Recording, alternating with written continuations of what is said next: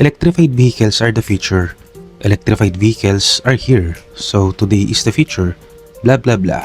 The usual EV intro and review na hindi ko gagawin dito sa video na to kasi what we have here is the Hyundai Ioniq 5N, which is not your usual EV and definitely not for your usual driver who thinks about is like the fuel efficiency and economy.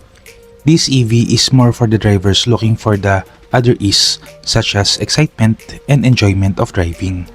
Pero teka lang, excitement and enjoyment does not usually come in the same sentence with efficiency and economy. But remember, this is an EV, so it just makes sense na pwede mong pagsamahin yung mga words na yon in the same breath, diba? Pero pwede ba talaga? Let's explore on this video.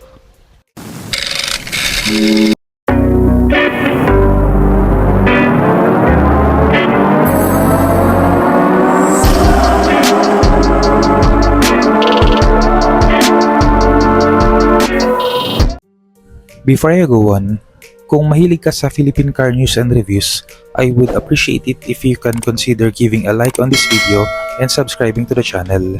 I post one video a week sharing my thoughts and opinions regarding Philippine cars.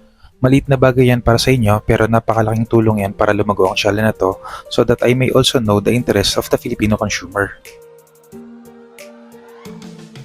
For starters, meron na pala akong video about the Hyundai Ioniq 5. I suggest na panoorin mo yun after this video para makita mo ang specs na hindi ko mababanggit dito sa video na dedicated for the N variant ng Ioniq 5. I wanted to make this video to be solely focused on the N variant pero for people na gustong malaman ang key differences nito with the non-N variant, babanggitin ko yun dito para may context and baseline for comparison.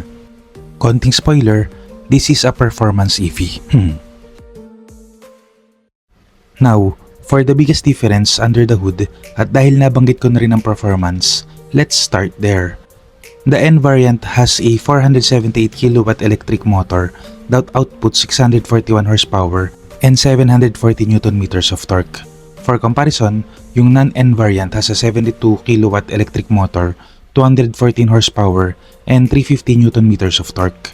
So, sa figures pa lang, kita mo na ang layo ng kanilang electric motor. Kumbaga sa car wash, yung isa galing sa ordinary hose ang pressure ng tubig, then yung isa naman galing sa pressurized hose na makita natin sa mga car wash shops. Hindi biro ang 214 horses and 350 Nm lalo at walang gears ang mga EVs. This means you can get all the power from a standstill and reach illegal speeds fast. Pero almost 3 times ang output in terms of horses and more than 2 times naman sa torque pagdating dito sa N variant. Marami yung numbers na nabanggit ko. For those who are gearheads, alam na this. Pero for the usual drivers like me and most of the Filipino people na standstill traffic ang kinakaharap araw-araw, those numbers just mean na kayang umarangkada netong Ioniq 5N from 0 to 100 km per hour in just 3.4 seconds. Just imagine kung gaano kabilis yun. Ako honestly, kahit gusto ko ng mga exciting roller coaster rides, hindi ko ma-imagine na kaya kong gawin yun, kahit kaya ng sasakyan. For sure, mas pangunahan ako ng takot. Iba pa rin kasi yung pasahero ka sa roller coaster against the driver of a vehicle na nakahawak sa manibela and nakaapak sa accelerator. Pero for those who are built for speed, this vehicle is not just for speed alone. Aside sa pwede tong pang drag race, this is a racetrack ready car because of its more tuned suspensions, and for those na talagang excitement ng hanap, this has a drift mode to improve your cornering in a flashy way. Despite it weighing at more than 2 tons, kaya pa rin netong mag-drift, which before was for lightweight vehicles. Times have changed na talaga. So in short, pwede tong pangkarera on both high speed and technical courses na maraming twists and turns. At dahil pangkarera ang profile, mas mababa din to by 18mm than your everyday Ioniq 5. Its ground clearance is 142mm to be exact. While hindi to pwede sa mga malalim na lubak ng kalsada natin dito sa Pilipinas, pwede naman to sa long drives kung gugustuhin mo because of its bigger 84 kWh battery which is good up to 448 km. So yes, kaya netong umakyat ng Baguio and aabot to ng Baguio in one single charge. Kailangan na lang maghanap ng charging station dun para makabalik. Hindi na kailangan full charge pabalik kasi like other EVs, Meron din tong regenerative braking which can charge your battery. Marami-rami ang ma-charge neto on your way down for sure. I can't believe na I'm saying this but I can't say na versatile ang mga performance car pero just look at the trunk space of the vehicle. With more than 500 liters of trunk space, tingin ko kasya dito ang 3 days and 2 nights na bagahe ng 4 to 5 people. I can't imagine kapag naisipan ng Hyundai na gumawa ng dedicated EV sports car na dalawa lang ang seating capacity and non-existent ang trunk space. Grabe, mas masaya yun i-drive for sure because of its shorter wheelbase. Pero speaking of wheelbase, this still has the 3000mm or 3 meters for short na wheelbase ng non-N variant.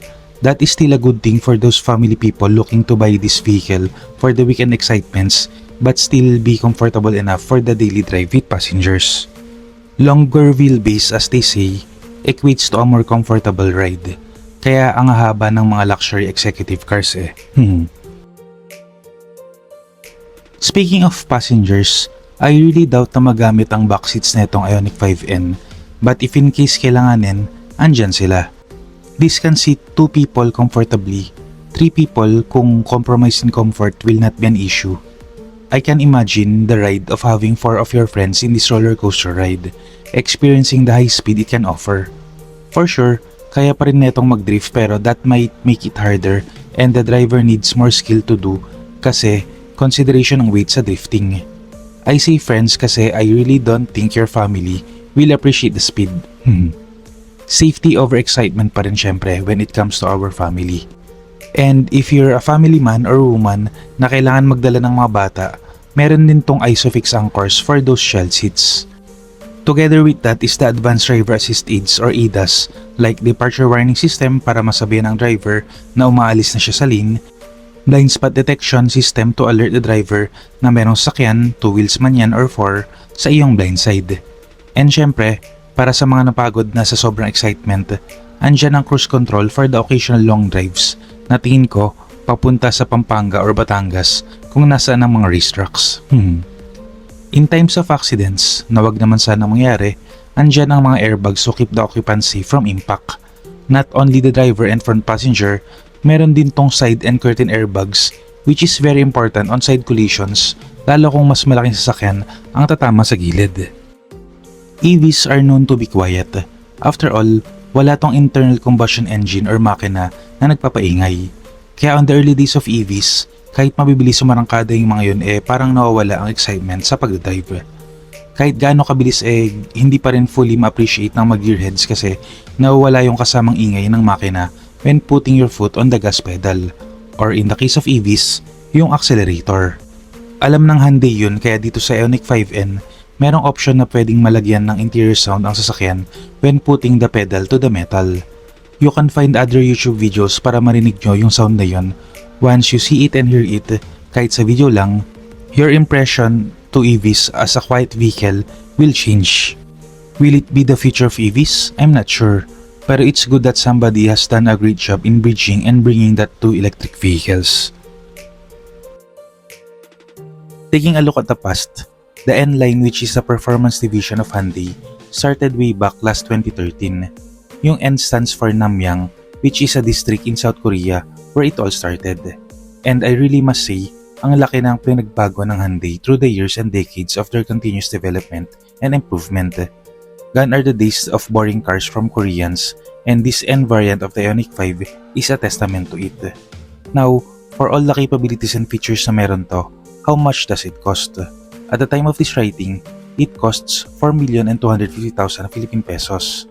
Not for your typical budget-conscious buyers pero if you want the smiles per hour, take a look at its competition.